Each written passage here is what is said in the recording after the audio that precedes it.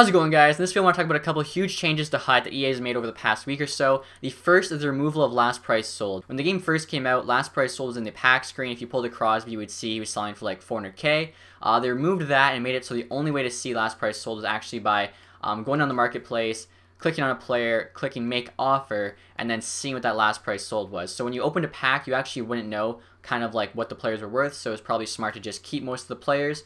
And the way, like I was saying, you had to do it afterwards was click on a player, click make offer, and if you guys didn't know, it doesn't matter now, but there used to be a last price sold there, which is now removed. So this is pretty controversial. Some people think it's a good idea, some people don't like it. Personally, I'm not a huge fan of it. The reason they got rid of the last price sold, the reason I heard, was because new players would see the last price sold, and let's say Justin Falk, for instance, let's say he's worth 5k. They look at the last price sold. His last price sold is 500 because somebody got a huge steal in the 59th minute. That new player is going to think, oh, he's only worth 500, list him for 500 and lose coins. Now, the reasoning behind this, I don't really agree with. I don't think the logic's there.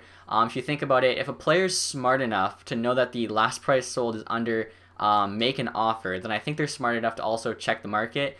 Another thing is, like, if somebody's going to go, like, check like last price sold and see 500 and think Falk's worth 500, I'll do that.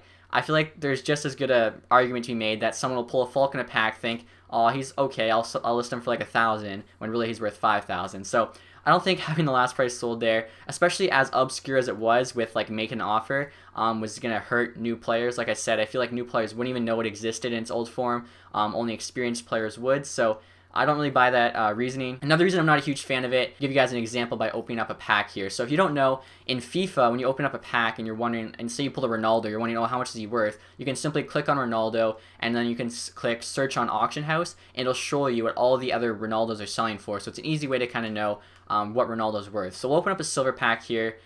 Reason being is silver packs have like a lot of jersey and stuff that are really expensive, and now there's only really no way to know unless you go and check the market. So we open up this pack here. Let's see. So we get the Comets jersey there, probably not worth anything. That Monarchs jersey, probably not. This jersey here though, this is like a really obscure jersey.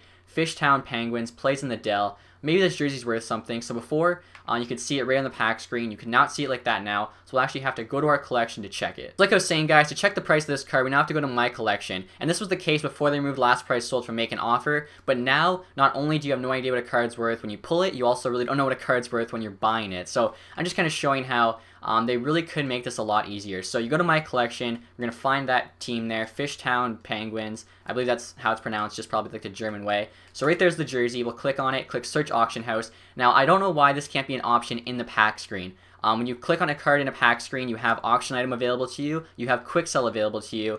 Make active jersey for a jersey, it's probably available to you. I'm not 99% sure on that, but either way, these two are. Why can't search auction be available to you in the pack screen? Would make it so much easier, especially with the fact that last price sold is removed. Now it's just a nuisance to try and find out what every single card is worth, especially if you're like opening more than one pack. If you open 4 or 5 packs, you're not going to remember which team every single jersey belonged to, so you got to go to your collection and look through all the different teams. It's just so time consuming, but as you can see here, this jersey is actually worth 5k, or at least there's one on the market right now that's going for 5k. So you know, if we want to compete with him, we could probably list ours for 4k. If it doesn't sell, keep coming down from there. That'd be so much easier in the pack screen. And like I was saying, so we had one jersey to check. It took like, what, 30 seconds or whatever. Imagine you open up a bunch of silver packs. You got to keep going through, checking the price of all these cards. It's just, you know, annoying. I wish it wasn't the case. And that's really my only point, I think, for the last price sold. I think because you don't have that option from the pack screen, they should have just left last price sold in until they made that option available. Once you could search the auction house from the pack screen, then it would be okay to remove last price sold. Same with even last price sold and make an offer. But the fact that it's completely gone now, and it's just, you know, so hard to search the auction house card by card by having to go through your collection. I'm just not a huge fan of it, especially for someone that likes to buy and sell cards, make money on the auction house.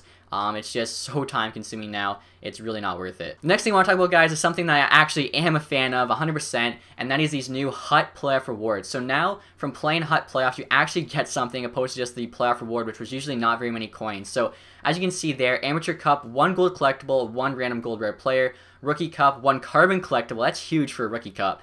2 gold rare players, Pro Cup there, 2 carbon collectibles, and a 87 plus player. And then the Elite Cup is 2 carbon collectibles and 1 random inform player, and that includes Movember players. So I found out for this, an inform is any special card that's currently in packs. So Team of the Weeks, Player of the Games, Movembers right now. There's a milestone out.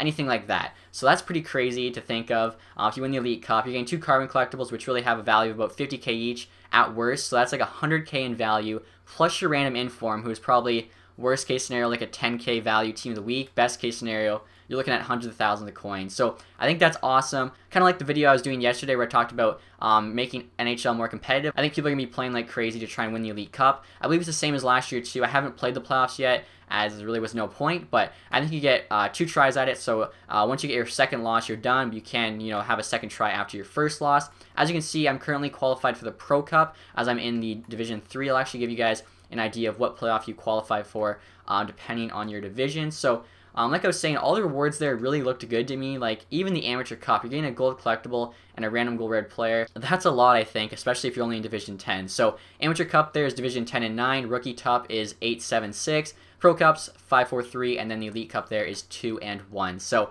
I think it's gonna be awesome. Obviously, it's the first time they've done it.